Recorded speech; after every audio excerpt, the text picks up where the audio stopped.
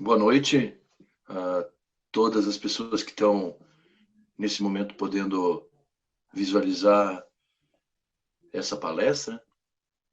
Eu gostaria de dizer que esse, esse momento, para mim, é especial, porque nós estamos fazendo a transmissão ao vivo de uma intervenção que, no passado, eu jamais conseguiria fazer. E se eu estou hoje conseguindo fazer exatamente pelo avanço da tecnologia,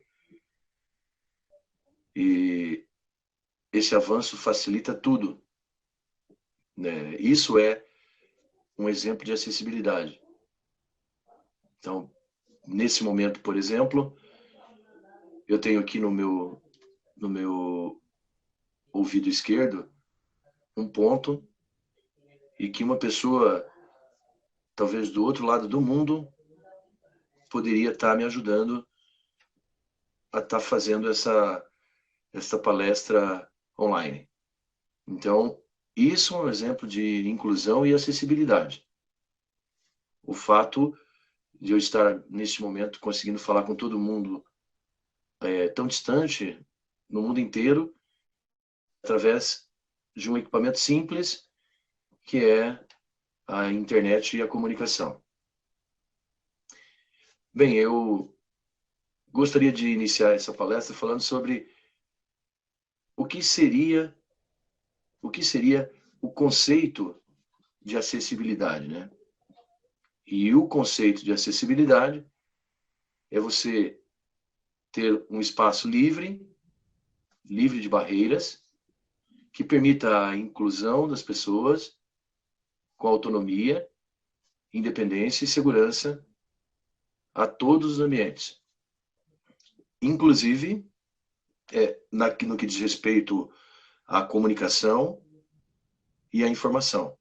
Então, é amplo. A acessibilidade ela tem uma, uma importância fundamental para a vida de qualquer ser humano, para que ele consiga ter dignidade, empenho das suas funções e das suas atividades diárias, né? Se nós pensarmos sobre a acessibilidade, nós temos que imaginar que todos os desenhos de plantas, desenhos de cidades, desenhos de parques, jardins e outras estruturas públicas e privadas, elas deveriam seguir um critério que é muito discutido hoje nas academias, principalmente de engenharia e arquitetura, que é a questão do desenho universal. O desenho universal é justamente a possibilidade de você olhar para uma determinada planta, seja ela arquitetônica ou de engenharia, e nesse desenho universal, nessa planta, você contemplar todos os tipos de condições físicas e sensoriais para estarem contidas dentro desta planta, desta estrutura que os projetos hoje em dia devem prever. O desenho universal, ele tem que atender a todas as pessoas. O nome já diz, né? Universal, de universalidade. Universalidade de acesso.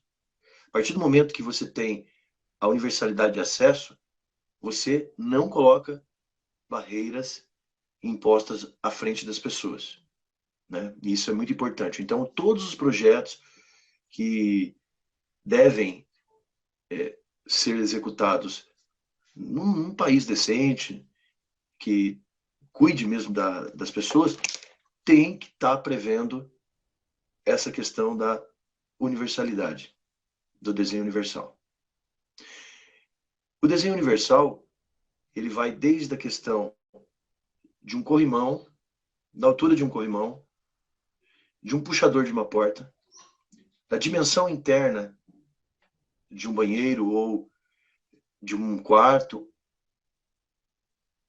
assim como a questão da altura dos móveis, da inclinação das rampas, do posicionamento comunicacional da estrutura.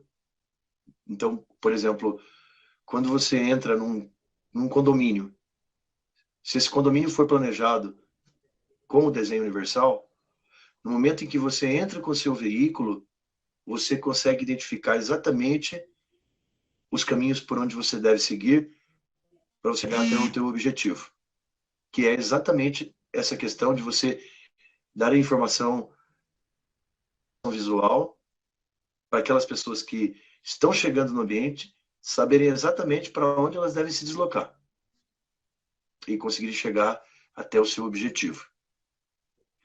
A mesma coisa na questão das pessoas, por exemplo, que não têm a visão. Você tem que ter o piso tátil para que direcione essa pessoa para todos os ambientes que esse indivíduo está acessando. Então, a gente observa, é muito comum, que as pessoas fazem o piso tátil na calçada. E aí, é uma loja, um comércio, faz o piso tátil na calçada, mas não coloca o direcionamento para a pessoa com deficiência entrar no comércio. Então, veja, de que adianta você ter o piso tátil só na calçada, se você não tem o direcionamento para adentrar ao comércio? Então é até engraçado, né? Porque o comerciante, ele precisa vender, mas como que ele vai vender para uma pessoa que é cega, se só a calçada que permite o acesso das pessoas com deficiência visual, né? No caso de um local planejado, com critérios realmente de acessibilidade, tem que pensar no piso tátil. Esse piso tátil, ele tem que ter o contraste cromático, que a gente chama, que esse contraste, por exemplo, imagina que uma pessoa, na velhice, ela desenvolve uma diabetes. Essa doença, diabetes, pode levar a pessoa até a perda da acuidade visual. A mesma coisa pode acontecer com uma pessoa quando envelhece, a cataratas e outras doenças degenerativas da visão. E essa pessoa, às vezes, ela não consegue ter uma visão perfeita. Mas se o piso tátil ele for com cores contrastantes, essa pessoa ela vai seguir o caminho desse contraste cromático para ela poder se direcionar no ambiente em que ela está andando.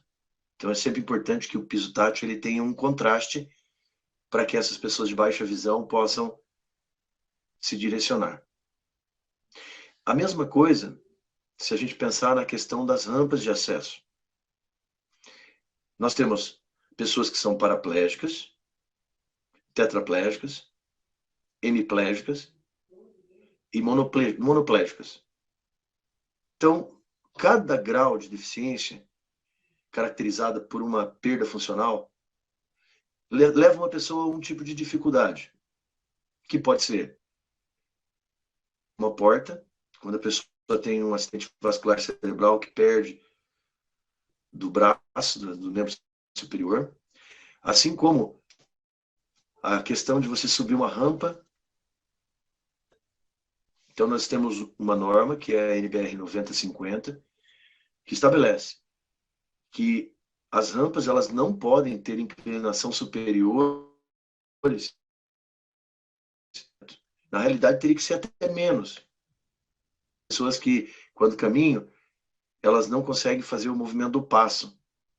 Então, elas arrastam o pé no chão. Então, quando ela arrasta e a rampa, se ela tiver uma inclinação que não seja dentro de uma norma mesmo de acessibilidade, essa pessoa, tanto ela pode não conseguir a autonomia para subir aquela rampa, como ela pode, inclusive, sofrer acidentes, né? Ela pode ter quedas.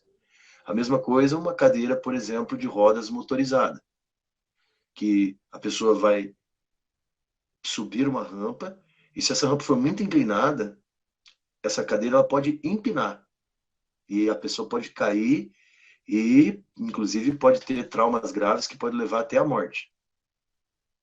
Por isso, num projeto de acessibilidade, a inclinação das rampas, a sua textura, se ela é derrapante ou não derrapante, é importantíssimo para você definir se aquela proposta de projeto está dentro de uma norma de segurança e de acessibilidade.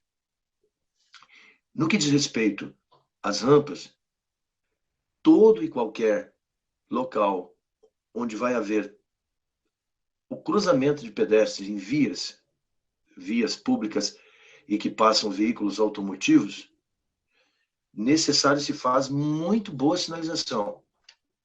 Muito boa sinalização. Por quê? Porque um veículo não pode correr o risco de não visualizar uma pessoa de cadeira de rodas. Então, a sinalização vertical e horizontal tem que ser perfeita. Sinalização para acessibilidade é critério de segurança e tem que ser o tempo todo checado e observado. Você não tem condições de propor um projeto se você não tiver essa sinalização de trânsito. Inclusive, para o próprio pedestre saber que ali tem o trânsito de veículos, para que ele possa também se proteger daquele veículo que, por algum motivo, não tá observando os critérios de segurança naquele local. Corrimões. Os corrimões, a norma NBR 9050 trata da questão da altura dos corrimões, que normalmente devem estar numa altura entre 80 e 85 centímetros de altura, e eles devem também ter cores contrastantes, para que a pessoa consiga identificar aquele corrimão numa parede que, de repente, tenha uma cor que não permita que a pessoa consiga enxergar com tranquilidade. Então, o contraste cromático deve também ser feito nos corrimões e nos espelhos das escadas. Então, por exemplo, a pessoa que tem baixa visão, quando ela vai descer uma escada, ela tem que ter noção de profundidade para ela poder dar o passo. Então, no espelho das escadas, nos degraus onde você pisa, você tem que ter uma faixa que seja contrastante com a cor daquele piso, daquela escadaria. E a mesma coisa para subir. Porque você olha para descer, a profundidade, e você olha para subir a altura. Então você tem que ter uma faixa que forme no lugar onde pisa e no lugar onde é o espelho dela. Para que a pessoa possa visualizar os degraus das escadas e ter seguranças ao você deslocar e trocar o passo para subir os degraus. Para todas as normas, existem exceções. Por exemplo, se você tem um prédio lá que é antigo e você não tem mais como adaptar aquele local, você vai permitir que aquele prédio continue inacessível. Só que você vai dar condições de colocar uma coisa chamada tecnologias assistivas. Hoje, nós temos cadeiras que sobem escadas. Nós temos cadeiras que são adaptadas próximas aos corrimões das escadarias, que a pessoa faz a transferência da cadeira para a cadeira fixa e com um botão a pessoa aperta esse botão e essa cadeira ela sobe a escada. Então, ela sobe a escada através de uma cadeira que já está devidamente fixada, que é essa tecnologia assistiva importantíssima para essa pessoa ser incluída dentro dessa arquitetura antiga. Não adianta a gente querer, por exemplo, demolir um prédio que é histórico, em detrimento da cultura, para acessibilidade, e tendo em vista que a gente pode ter tecnologias assistivas que nos permitam chegar até o nosso objetivo.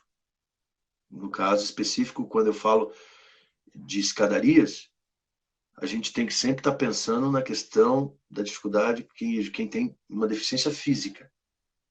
Porque, por exemplo, o deficiente visual, ele tem plenas condições físicas de subir escadas. Se for apenas a deficiência visual. Se for uma deficiência associada com a física, aí sim a gente necessita de uma de uma tecnologia assistiva para quebrar a barreira que está imposta por um prédio que não tem como ser acessível, né? A gente tem relatos de pessoas que tentaram adaptar estruturas antigas e aí colocaram rampas com inclinações muito elevadas. E aí o que aconteceu? Acidentes graves. Por quê? Porque a partir do momento que você tem uma rampa que ela é muito inclinada, você pode, inclusive, como eu falei anteriormente, ocasionar um trauma grave em que as pessoas elas possam ter assim traumas que podem levar até a morte. Bom, a inclusão social, ela é importantíssima, e para isso o planejamento urbano e as políticas públicas de inclusão, elas têm que ser formatadas de uma forma transversal. A gente não pode, por exemplo, ter uma companhia de habitação que não pense no planejamento estrutural de um bairro junto com a Secretaria de Obras. Porque senão você consegue trazer, por exemplo, uma grande planta de habitação para uma cidade, mas daí você não oferece as condições de acessibilidade para que essas pessoas consigam se deslocar naquele determinado bairro concebido pela companhia de habitação daquele município. Política de acessibilidade, de inclusão, ela só pode ser afirmativa e firme quando há uma transversalidade das políticas públicas. E no que diz respeito à iniciativa privada, o público ele tem que criar regras seríssimas com relação a isso, porque, caso contrário, você libera a iniciativa privada a executar obras que não são acessíveis, e daí as pessoas vão lá, adquirem esses imóveis e esses bens que não são planejados, e num determinado momento da vida dela, ela vai ter que se desfazer daquele bem, daquele imóvel, daquela casa, daquele apartamento. Por quê? Porque não existe acessibilidade.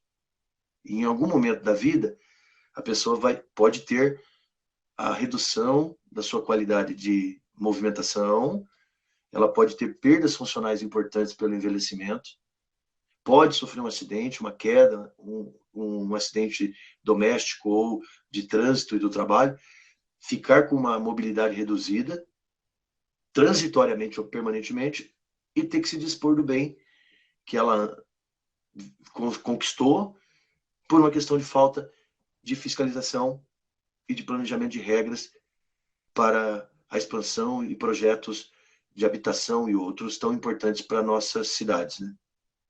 É comum a gente ouvir as pessoas falando assim, mas esse prédio tem só 4 andares, não precisa ter elevador. Só tem 4 andares, não precisa ter elevador. Custa caro a obra, mas não podemos esquecer que isso que eu falei anteriormente pode vir a cometer uma pessoa que mora nesse prédio e, infelizmente, a pessoa ficar excluída que ele escolheu para viver a vida, uma vida inteira, né? É muito, assim, impactante isso, porque imagina uma pessoa que viveu ali numa comunidade, que gosta de morar naquele local, e de repente, num momento da vida dela, às vezes num momento até de velhice, ela tem que sair daquele local porque as condições físicas dela não permitem que ela viva dignamente naquele local. Então, regras de construção, edificação, todos os tipos de regras jurídicas, legais, que visem a acessibilidade, tem que estar incluída a questão da iniciativa privada. Porque senão você exclui.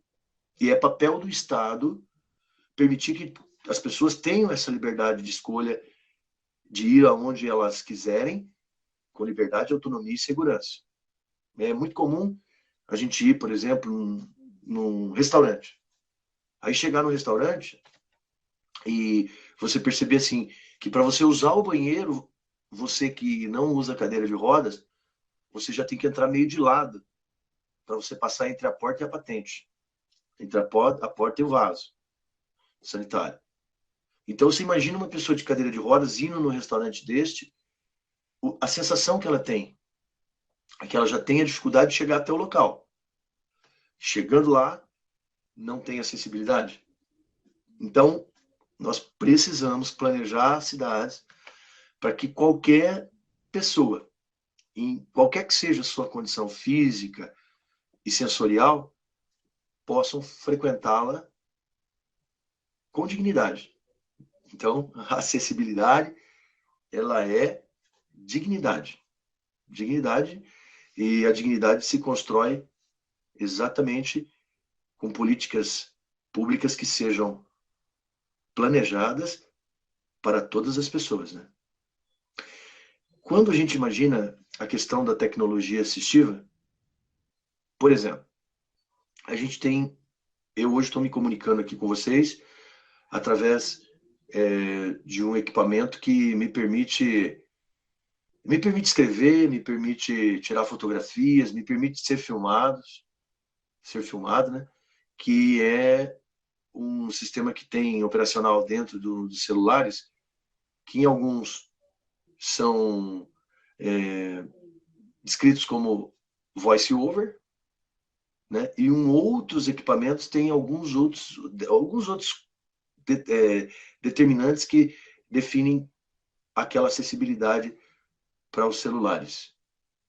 O que eu tenho observado no Brasil é que nós temos, por exemplo, algumas máquinas de cartão que vieram para o Brasil agora, que elas são máquinas que elas têm a tela plana, sem teclado, porém, elas não falam. Então, você pega, por exemplo, um táxi, você vai pagar com o cartão, e o equipamento que é de cobrança não tem o dispositivo de tecla. Então, o deficiente visual, por exemplo, ou baixa visão, ele tem que violar sua senha para pagar a conta. Por quê? Porque o equipamento ele não tem esse critério de acessibilidade, que inclusive já é algo que está nas mãos do Ministério Público Federal, porque onde já se viu você permitir que entre no país um tipo de máquina de cobrança de cartão que não seja acessível, né? Isso mostra a fragilidade dos nossos organismos de fiscalização no país.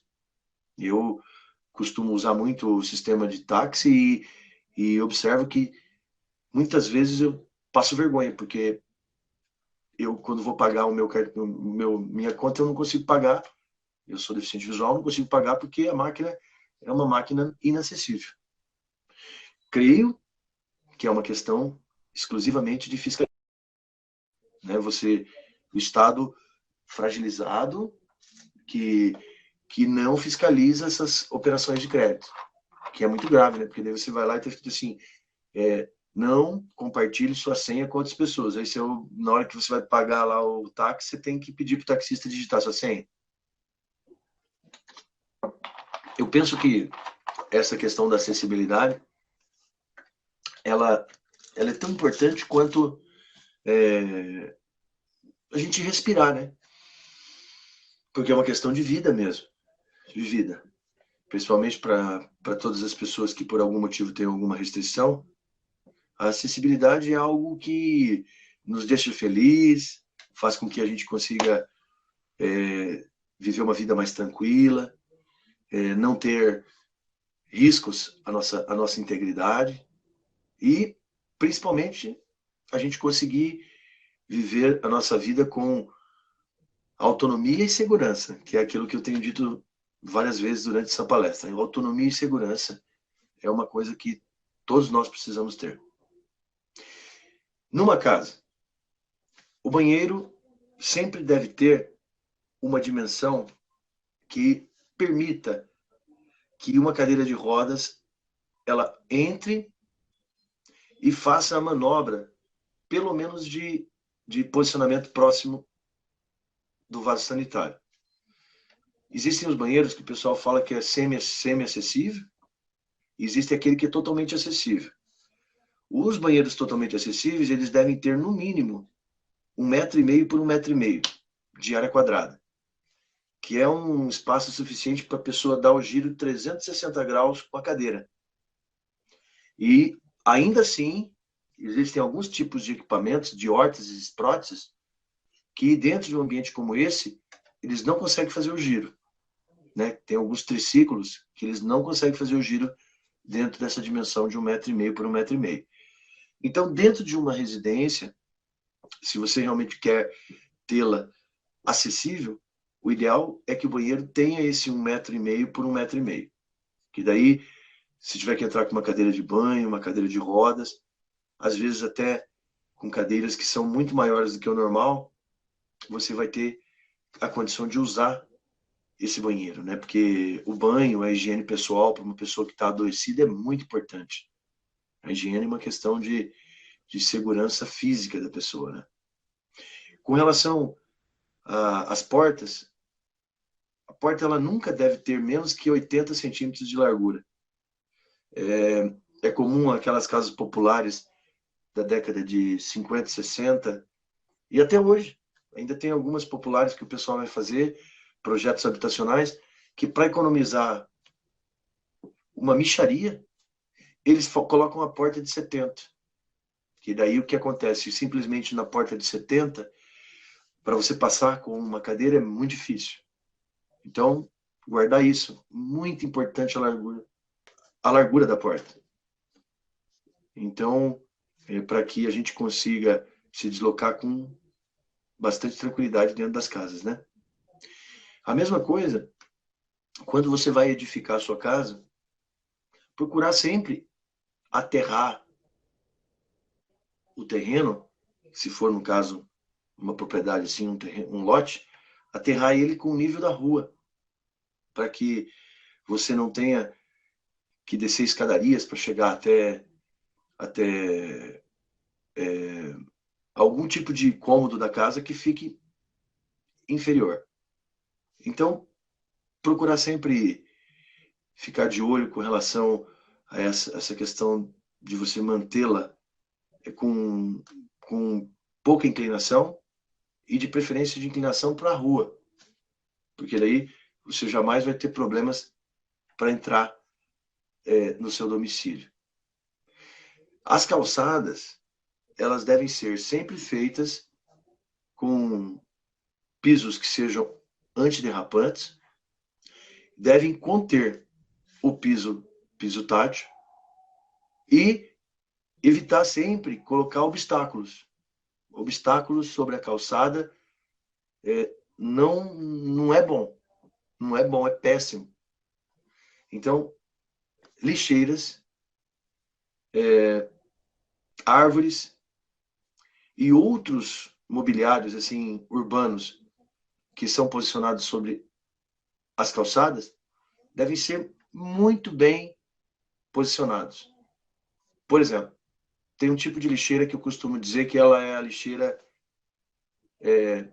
mais perigosa que tem, que é uma lixeira que inventaram, que eu não sei, no Brasil, uma coisa comum, as pessoas inventam as coisas e não imaginam, inventam pensando que estão inventando e não estão inventando nada, estão criando um obstáculo para as pessoas, que são aquelas lixeiras que ficam fixadas no muro e que na hora que você coloca o resíduo nela, ela aparece no passeio público.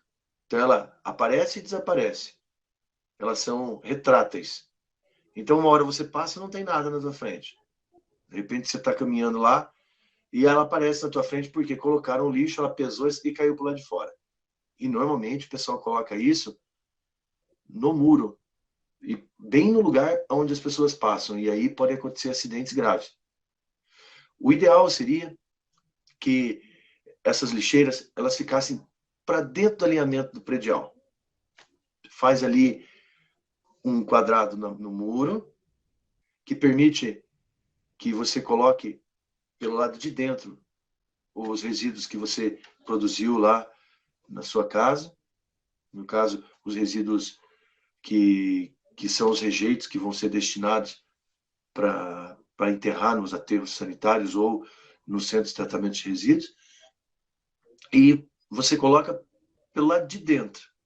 Então, o gari, o profissional de recolhimento do lixo, vai ali e pega esse lixo dentro de um compartimento para dentro no alinhamento predial. Bom, esta palestra, com o tema acessibilidade e inclusão, vocês depois poderão revê-la, que elas estarão fixadas no nosso mural.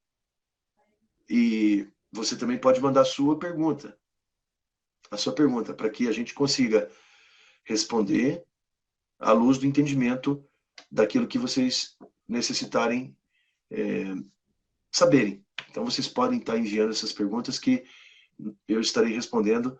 E se eu não souber responder também, eu vou pesquisar e depois eu te retorno dando essa informação.